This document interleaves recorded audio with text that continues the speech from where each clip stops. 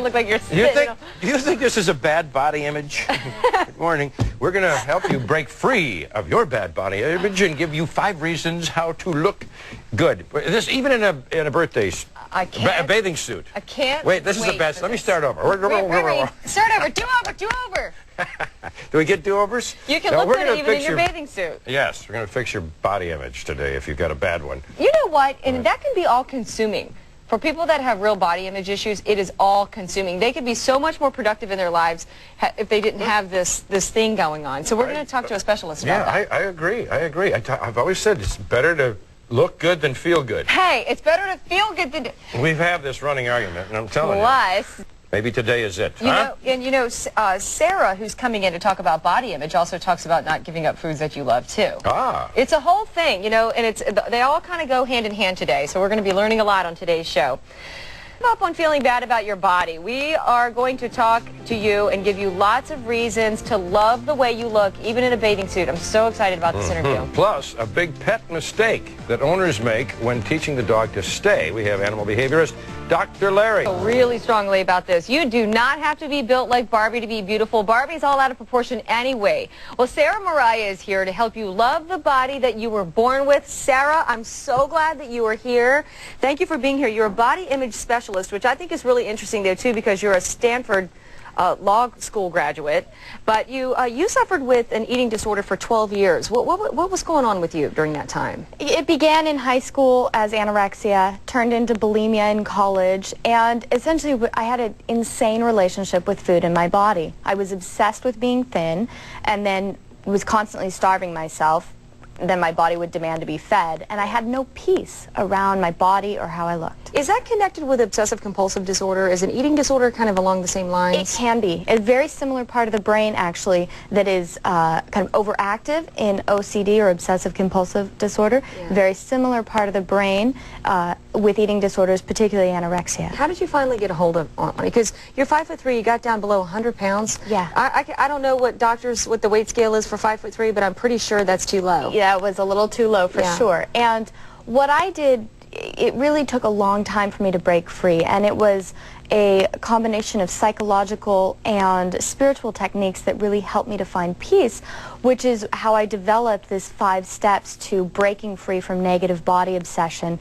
Negative body obsession being that chronic and constant feeling we have of not feeling beautiful enough, not feeling thin enough, not feeling good enough. Okay, negative body obsession is different than an eating disorder, is it, or is it not? It can be, yes. Okay, because you cannot have anorexia or bulimia but still look at yourself and just kind of hate.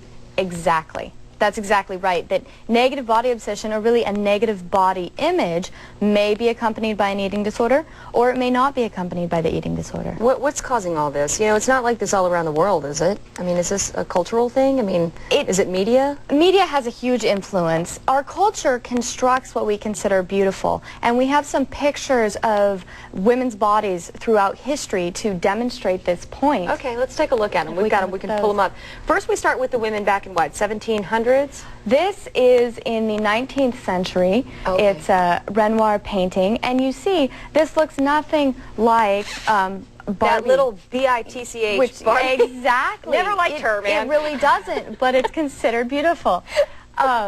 We also have, there's a painting of, this one is from the 17th century.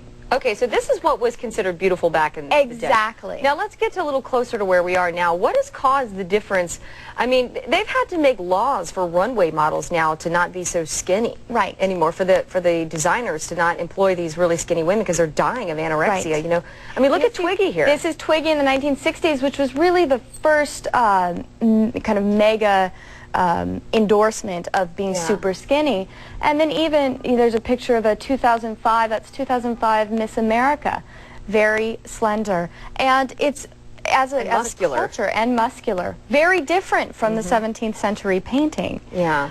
You say on your website, we're not thin enough so we starve ourselves, we're not loved enough so we exercise to exhaustion. No, we're not toned enough, sorry.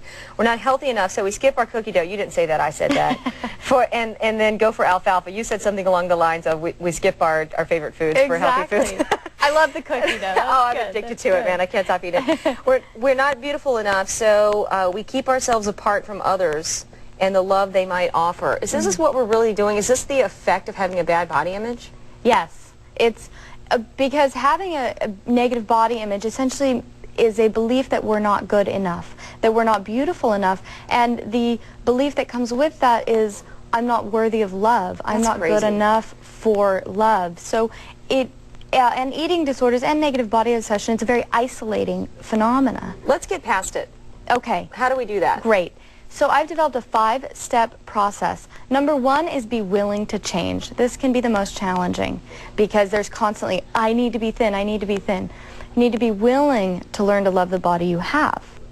And then realize what is causing you to say that. Doesn't have anything to do with anything other than like cultural kind of stuff. And it may mean your doctor needs you to lose weight. Now that's a different story. You know, if you're overweight, you and your doctor talk about it. That's a totally different thing. But right, and there's nothing wrong. Being fit is great, feeling in shape, feeling good, wonderful things, but it has to start with the self-love and the self-acceptance. Then any weight loss goal is it comes much more easily because you come from a place of peace within yourself. Number 2? Right, so number 2 is identifying and detaching from your negative thoughts. These are the thoughts that I should look like Barbie. I don't like her. I should look like someone other than who I am. Number 3 is connecting with the silence within yourself. So there's this place within us that is beyond the negative thoughts, the thoughts that we should be someone other than who we are. So it's connecting with that, and I have exercises for each of these steps. The 4th step is befriending the body. This is really cultivating gratitude and appreciation for the amazing body that we have. And then the 5th is finding your purpose and saying, how can I make a difference in the world? How can I give? How can I serve? How can I contribute to the community to take the focus off, again, myself and not being good enough. Man, I tell you what, that is some super advice because I know, we're just kind of out of time now. I would love to talk to you more, but this is a really big deal, to, especially young girls. Huge. Young girls. Huge. But okay, so breakfreebeauty.com. Go talk to Sarah. You can get her DVD. She has exercises and visualizations designed to free you from this negative body obsession, and she knows what she's talking about. She's been through it, and she also has a law degree. I just think that's so funny. Anyway, thank you for being here and what you're doing. Thank you for having me. It's really a pleasure. Good for you. Thanks for being here. Okay, coming up next, we are taking